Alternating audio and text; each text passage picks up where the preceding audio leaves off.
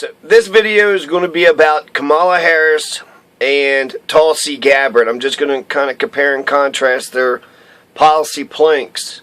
Now, I first want to mention, just in general, so Bernie Sanders, we need a Bernie Sanders presidency. This is the last chance. I feel like as a millennial, as an old millennial, I entered adulthood in 2000. As an old millennial, I entered, adult in the 2000s, and that was when Baby Bush was opening up the millennium with empire imperialism, colonialism, just like Teddy Roosevelt had done 100 years earlier in the early 1900s. So opening up the entire millennium up, with empire and imperialism. So, Baby Bush isn't without precedent. He's consistent with Teddy Roosevelt. But as a millennial, as, the people, the citizens that saying, no war, and we didn't really win, we did not succeed. We're still in the Iraq War, Afghanistan War. We're in 27 wars right now. This is incredible. This is crazy. The millennials ran to the establishment faster than the hippies ran to the establishment. And a hipster is better than a yippie or a fogey. So instead of having Woodstock and freedom and peace, we didn't have the 60s for all time, but instead we brought in empire for all time. So I feel bad about that. I personally feel bad. It took me a few years to eventually figure out that all this is just a bunch of bullshit. And then once I figured it out, I've done my part. I've spoke out. I'm still doing my part, still speaking out.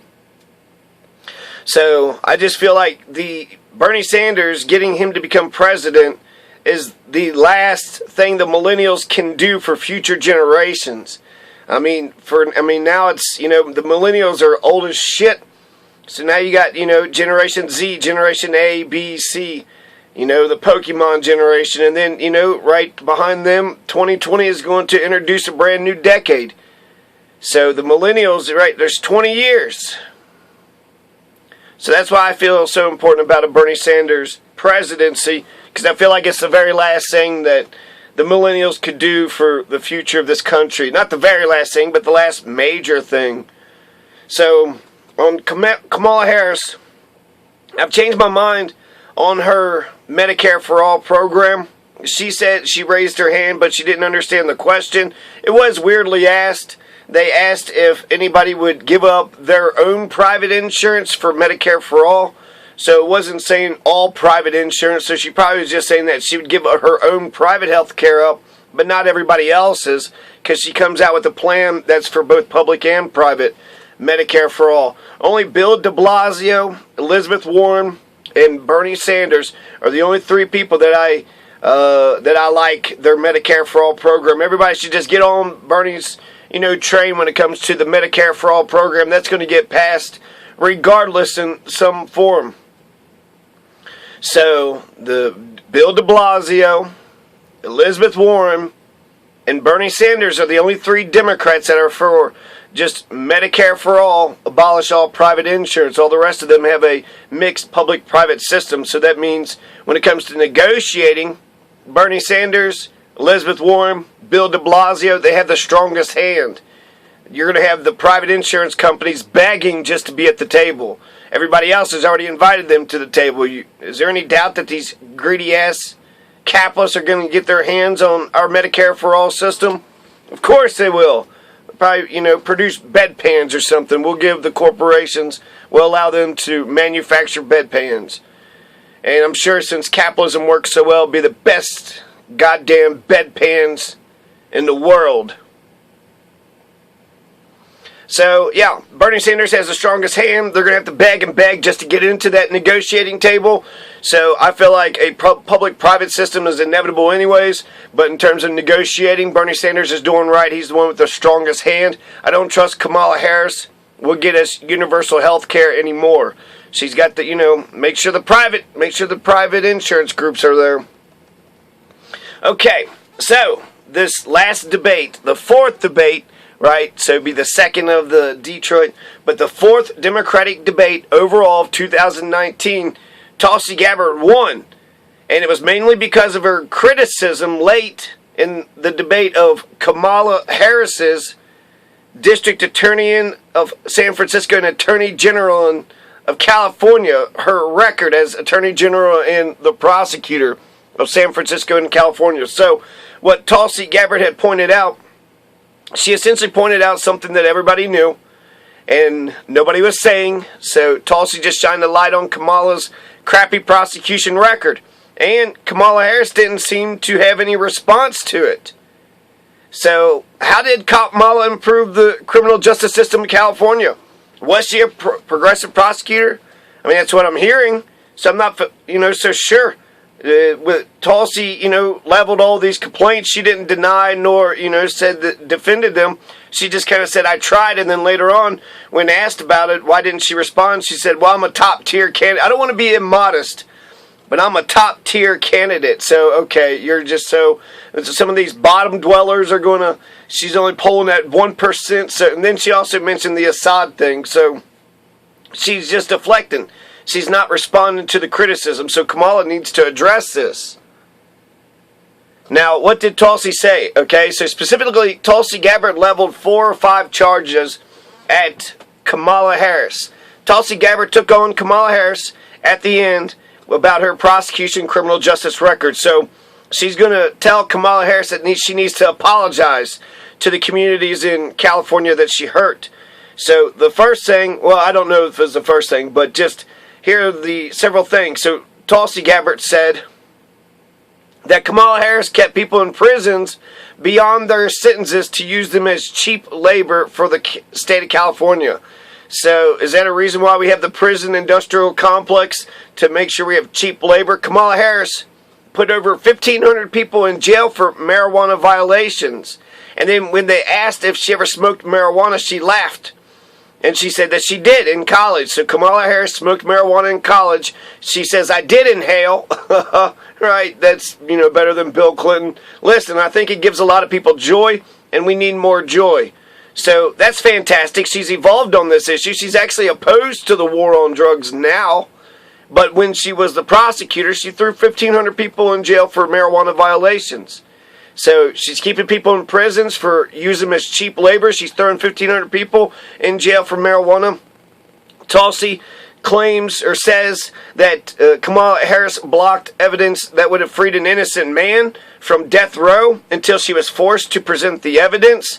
Tulsi Gabbard said that Kamala Harris fought to keep the cash bail system in place, which hurts predominantly poor folks. Tulsi Gabbard is staunchly opposed to bail bonds. She's 100% opposed to bail bonds, whereas Kamala Harris pushed for steeper bail bonds as the San Francisco prosecutor. Kamala Harris's response was very weak. She didn't address any of the criticisms, so it makes it sound like they're all true. Now, Kamala, she did mention she had a program, so for California, 40 million people, became a national model, and then she says that her entire career, she's been personally opposed to the death penalty, and that's never changed. Okay, so she's still opposed to the death penalty, except for, in that one case. So, yeah, because she didn't deny the criticism, she's calling Tulsi a traitor and Assad lover because, Tulsi is opposed to regime change wars, which is a principled thing. In fact, Kamala Harris is opposed to the Syrian war. So, Kamala Harris, is she an Assad lover, or is now she going to start calling for escalation of the Syrian war because of her and Tulsi's beef? So, Tulsi explains why she talks to Assad and, Mahdi and El-Sisi of Egypt. She says that opening a diplomatic channel is important, and then she also points to U.S. history. I mean, Richard Milhous Nixon met with Mao Zedong. Mao Zedong killed 100 million Chinese. And then Franklin Delano Roosevelt met up with Joseph Stalin, who killed 40 million. So if Nixon can meet up with Mao, FDR can meet up with Stalin, she can meet up with Assad. Assad's killed way less people than Stalin and Mao did.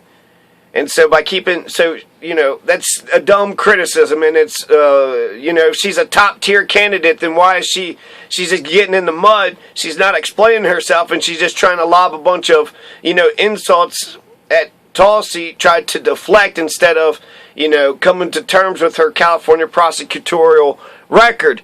So that's what Kamala Harris needs to do. Kamala Harris, if you listen, you need to either defend your prosecution record, say how progressive it is, and then, for each one of those charges, you gotta say what was wrong and what wasn't wrong with either, with all the charges that Tulsi had leveled at you. Deny them, explain them, or say you're sorry, okay? So if you're not a great progressive prosecutor, you don't have this great progressive record, and you have all these holes in it, I think actually you could apologize, give America a teachable moment, and then evolve. She's evolved when it comes to the war on drugs and marijuana. She's evolved when it comes to body cameras for the police. So she can evolve again. So hopefully she does. Because, Kamala, Kamala's got a ton of progressive planks, but Kamala also sucks on many things. So I would say she's about 50-50. And then Tulsi, she's got a lot of progressive planks, but she sucks on some things too. She's in favor of the Electoral College. So for Kamala is for gun control. So both of them are actually for gun control, but Kamala, she had a big gun sweep all across California. And then, it's not as bad as Pete Buttigieg, who wants a national gun registry. But Kamala, had a gun sweep across the state of California. Tulsi Gabbard wants assault weapons banned and background checks. So she's for some gun control. She protected the Second Amendment for veterans. Something about old veterans had to do something or something. I don't know. But she passed some bill called the Second Amendment for Veterans Act. Kamala Harris is opposed, I would assume, to civilian police review boards. That makes her more right-wing than John Frackenlooper. So he's in favor of civilian review boards for the police. Kamala probably is in favor of the cops having the power and not the people. In a democracy, isn't it supposed to be the people? Civilian police review boards makes the cops stay humble and they are still attached to the people. Tulsi Gabbard, Kamala Harris, none of them have said anything about UBI or baby bonds or instant runoff voting, so expect no fair elections for independents, nor UBI, so poverty, and baby bonds, so poverty is going to carry on. Kamala, she's wrong on prisons and prison labor. Bernie Sanders, Pete Buttigieg, and Elizabeth Warren, by contrast, wants to dismantle the private prison industry complex. Kamala is wrong when it comes to prisons and prison labor. Bernie Sanders, Pete Buttigieg, Elizabeth Warren want to dismantle the private prison industrial complex. On Medicare for All, I thought she was for it, then she was against it. So, she's on the wrong side of history. She wants, to make sure the private insurance corporations, make sure they got a seat at the table, right? The right-wing conservatives, they're not going to let go of their private insurance. Out of my cold, dead hands. I'm not going to let it. They love their private insurance. They love their premiums and their deductibles. They love it. They love going to the hospital and just getting a shit ton of, bills in the mail. That's what they live for. God, they love private insurance. They love private insurance so much. So Kamala Harris, she's wrong on truancy. Huck Finn is the quintessential all-American novel. She's terrible on Palestine, but so is Tulsi. Kamala is wrong on ICE. Kamala said we only need to look into things when it comes to ICE. Tell them to cut it out if they're up to no good. She worked with ICE. She's Attorney General prosecutor. So AOC is right on ICE. We need way more AOC and way less ICE. Kamala said she's going to dismantle the war on drugs, starting with marijuana legalization. That's amazing. She's got to the right place. She's saying the right things. Tulsi Gabbard, Bernie Sanders, and Kamala Harris are the only ones that I know who are opposed to the entire war on drugs. You have Mayor Pete Buttigieg. He wants to legalize marijuana. Well, they're all for Cory Booker, Elizabeth Warren, Kirsten Gillibrand. They all want to legalize marijuana, but nothing more than that. So the only three people who are talking about putting an end to wars, Tulsi Gabbard, Bernie Sanders, Kamala Harris. So she's now good on the war on drugs and marijuana. She's bad on health care, but she's good on the war on drugs and marijuana. So, she's 50-50. I could say that she's doing good and bad on a whole bunch of stuff. She seems to be evolving progressively. I welcome the evolution. She wants to expunge nonviolent marijuana records, so that's fantastic. She should liberate all those people she put in jail too. So not just expunge records, but anybody that's got marijuana charges sitting in jail need to be released right now. For non-violent marijuana offenses, yeah, they should not be sitting in jail. So Kamala Harris says that drug addiction is a public health crisis. That's the right rhetoric. So, she smoked weed in college. No, she's gangster, right? She smoked weed in college. But she also threw people in. So, that gives me pause. She's a new face. And the fact that she used to be a dick and now she's nicer, is she just saying it? Or is she actually going to enact, is she going to fight for the legalization of marijuana? It's easy just to be for something, but to fight for something, it's like, hey, yes, I think it's a good idea to go up that mountain, but to actually go up the mountain, those are two different things. So, how accurate are Tulsi's charges against Kamala? They're 100%. Every single one of them was correct. She, leveled 4 or 5 of them. I looked into it. At first, I thought that she had said something about, oh my God, Kamala had put an innocent man to death. But that wasn't the case. She had evidence that said the innocent man was, innocent, but she wasn't being forthcoming with the evidence until she was forced to by the governor and the Department of Justice. I don't know, somebody forced her to, and then she presented the evidence, and then the guy goes free. So she wasn't forthcoming. She didn't, you're supposed to show all this evidence, but she didn't want to. So she could have possibly, if it was just left up to her, this guy could have died, but he didn't. Okay, so she didn't put an innocent man to death. But there's, a lot of malpractice, a lot of shenanigans and corruption going on. So let's talk about the details of several of these, okay? So there's a 2011 Supreme Court case, Brown versus Plata. So 2011 Supreme Court, Brown v. Plata. That is a ruling that says that California's prisons were too crowded. So that's the Supreme Court. It's cruel and unusual to have all those people in those prisons. And so 3 years later, they were ordered, the prisons of California, by the Supreme Court to release low-level offenders. And so for the state of California, Kamala Harris, she's the Attorney General, so her team of lawyers got together and they made the argument that, even though it's cruel and unusual, even though we have prisons that are just way too crowded, the problem with releasing these low-level offenders is that we need their prison labor. So this is her team of lawyers who made this argument. She's going to say that once she heard about it, she told them not to make this argument anymore. Now that, she keeps on changing her mind every time anybody, puts any pressure on her. But they made the argument. So is it possible that Kamala said, hey, make sure you make this argument. Then later on, what? I didn't even know, right? They're just an underling taking one for the team. So later on, that'll be the Department of Housing chief.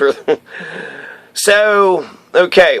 Therefore, prisoners, the argument was they needed prison labor because there was a drought. There's a severe drought season, and there was all these wildfires in California. So they had this program where they paid the inmates $2 a day. $2 a day, and so they needed that prison labor. They needed to keep that $2 a day program, which employed the imprisoned to fight the wildfires of California for California. I guess they don't have any firefighters in California. They need to have the prisoners. So, severe drought, prisoners need to stay in prison because they were useful as cheap labor for Kamala. So Kamala was wrong. This is an argument presented by her team, whatever. So, she's wrong when it comes to prisons and prison labor. She actually put more black people in prison than every other attorney general before her. So, she was a prosecutor. She was an attorney general, so she was the chief law enforcer. And Joe Biden had a pretty good, contrast by saying he was a public defender. So therefore, he defended people. He wasn't going around ruining their lives. So 2010, Kamala had information about a police lab technician of sabotaging their work and stealing drugs. A memo surfaced, but she didn't pass it along to the defense prosecutors. What's going to happen is they're going to overturn 1,000 convictions. So because Kamala had hid damaging information about a police drug technician who was sabotaging evidence, eventually a judge forced her to turn that information over, and then 1,000 convictions were overturned after that. So I don't know if she could have avoided, overturning all those convictions, but apparently somebody in the police, the police lab technician, she was sabotaging her work, manipulating evidence, stealing drugs, and so she probably got fired. But if she was involved in any of these other cases, and they would say, well, now that's it's been tainted. And so that's precisely what happened. But I feel like by hiding it and then it, being a big deal, the judge had to force her to turn the information over. It made it a bigger deal when if she was had been honest to begin with. You know what I mean? Kamala, she pushed for steeper bail bonds as a San Francisco prosecutor. Tulsi Gabbard is staunchly opposed to bail bonds. So this is a big thing for bail bond. Bail bonds hits the poor. If you're rich and you're charged with a crime and you just put down $1,000, that isn't nothing for rich people, right? And then they're free. If you're poor, well, $1,000 could, that's 3 weeks of pay. So not everybody has $1,000, lying around. So bail bonds discriminate against the poor. Now, Kamala Harris, she's introducing a bill to encourage states to reform or replace their bail system. So she's in favor of bail reform. And she wants to encourage the states to do it. But Tulsi Gabbard is just 100% against bail bonds, so she'll definitely do something about it. And then Kamala pushed for steeper bail bonds as a San Francisco prosecutor. So her record is, a lot of her record is the opposite of her current rhetoric, which, should give you pause. Now Kamala is going to crack down on truancy. So all the Huckleberry Finns that was running around in California playing hooky and building rafts on the waterfront and, going sailing with Jim and, just having a good old time, just being Huck Finn. Well, those people are going to get thrown in jail. The parents of Huck Finn's going to go to jail. And then Kamala, she's going to act surprised when kids or parents are going to jail. Pretend she has nothing to do with it. But she definitely pushed for truancy. She was sitting there saying that when people don't go to school, and there is a connection between, school and prison, but there's also a connection between freedom and, pioneers and the people who do well in society who absolutely detest the oppression of public schools too. So she just made an argument that the, kids that don't go to school, they have less chances and they don't ever go nowhere and do anything with their lives and they're just losers forever and ever. So Kamala Harris threatened the mothers of truant children, sex workers, and disproportionately people of color.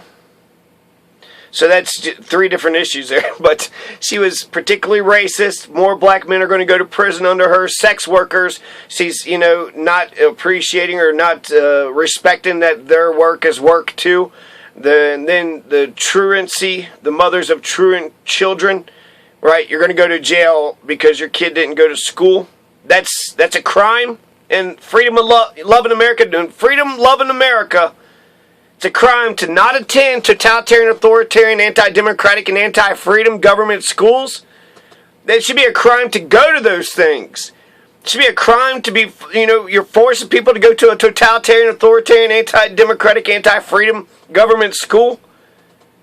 Kamala Harris claims to be a lifelong anti-death penalty advocate, but a judge struck down California's death penalty law as unconstitutional. But then Kamala Harris defended it.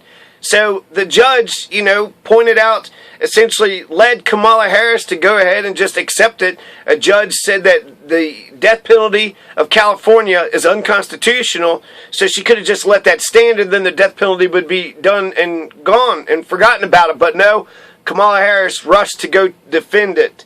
Now she's calling for a moratorium on the death penalty under federal law, calling executions immoral, discriminatory, ineffective, and a gross misuse of taxpayer dollars, which is remarkable considering we got, Jan Fuhrer, who's pushing for public federal executions right now.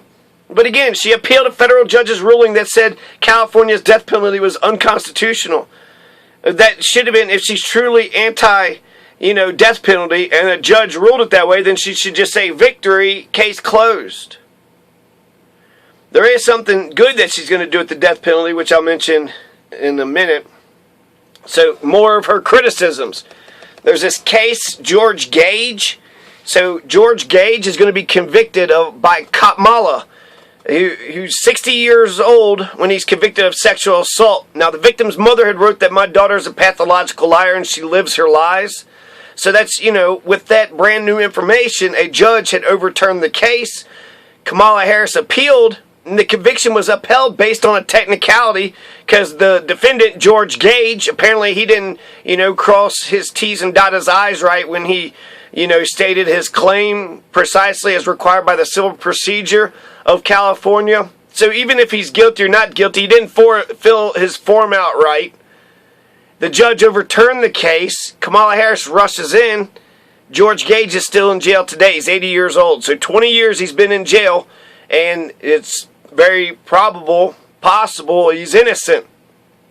And Kamala, I don't know how you could be, how could you believe with 100% beyond a doubt?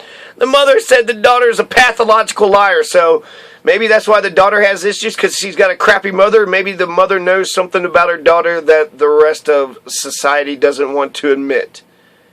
Daniel Larson's convicted under the 3 strikes law. His attorney didn't call any witnesses. Later on, 2 witnesses. This is after he's convicted, is going to appear in court. So apparently you can overturn convictions, add new testimony, new evidence, new witnesses. 2 witnesses appeared in court, which exonerated Daniel Larson. And then Kamala challenged Daniel Larson's release, but the judge overturned the conviction and released Daniel Larson after he served 13 of his 27-year sentence. Johnny Baca, he had some false testimony in his trial. Kamala had something to do with getting false testimony into Johnny Baca's trial. He's going to be convicted of double homicide. But the case was overturned by a judge later on, and he's going to be set free because of, the false testimony that was introduced into his trial. Kevin Cooper was convicted in 1983 of double homicide. His lawyers demanded a DNA test, and Kamala Harris refused. She reversed her opinion when the New York Times wrote an article about it, and then Governor Brown demanded it.